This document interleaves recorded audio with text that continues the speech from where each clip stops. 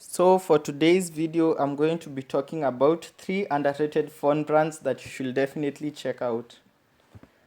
These phones have specs that might not really rival but are close to those of high-end flagships at the cost of lower mid-range phones. If you're not familiar with the terms, smartphones are divided into 3 main sectors or branches, whatever you might call it. We have the budget smartphones that range really from $0 to $150. That is 0 to 15,000 Kenyan shillings, and these are the likes of the Redmi Note 9 and the Umidigi A7 Pro. Then we have the mid-range phones that, since are the wider variety, are classified into 2. The lower mid-range, which is $150 to $400, that is 15,000 Kenyan shillings to 40,000 Kenyan shillings. And then we have the upper mid-range that range from $400 to $700, that is 40,000 to 70,000 Kenyan shillings. And lastly, we have the flagships. Well, the flagships in essence are the marketing point of a company. Like for example, the Samsung S20 Ultra, the iPhone 11 Pro Max, the OnePlus 8 Pro, the Xiaomi Note 9, and all these expensive smartphones in the market, thus ranging from $700 or 70,000 Kenyan shillings and beyond.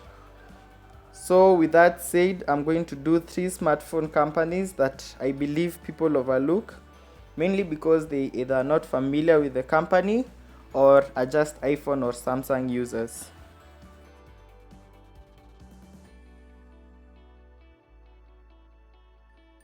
And so in the video, I'm going to be pointing out the features that most people look for in a phone, which is the camera, storage, and the performance in correlation to the RAM.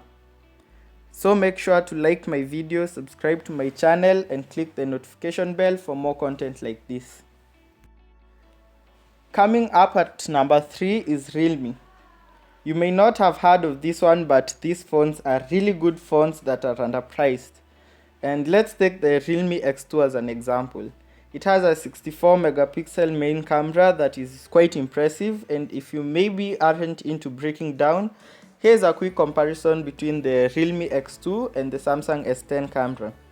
And of course you don't really expect them to take the same shot, but it's really cool that its build is actually better considering that the S10 is $600. It comes with 64GB internal storage and a 6GB RAM that is powered by Qualcomm Snapdragon 730G, which is okay for a very smooth gaming experience. And for a bonus, it has Super AMOLED display, which in general is pretty great. And Realme produces top-notch phones at very fair prices, so it's actually very underrated. Well, at number 2 we have the Umidigi company, and these ones are actually going to surprise you.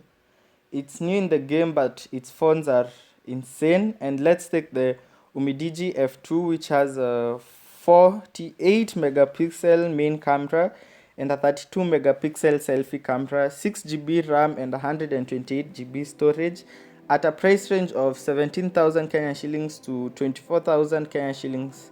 And I know it's unbelievable, but doing more research on these phones and they keep on surprising me. So this company is very underlined for its worth. Last but not least, the reigning champion in this category is the Xiaomi brand. You might know Xiaomi from its reputable gaming phones like the Black Shark, but what you might not know is that the company is now shifting to lower mid-range and budget phone concentration. And from every phone I see from Xiaomi, they bring something different to the table.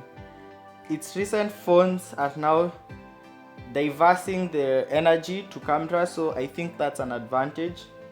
So Xiaomi is, and you might have heard of this, but it's known for its variety. See, the company makes smart anything. Name it and they have it. Smart shoes, smart bikes, and smart laces. They have it all. In conclusion, all these phones are pretty good phones, so check them out and feel free to comment or ask about anything.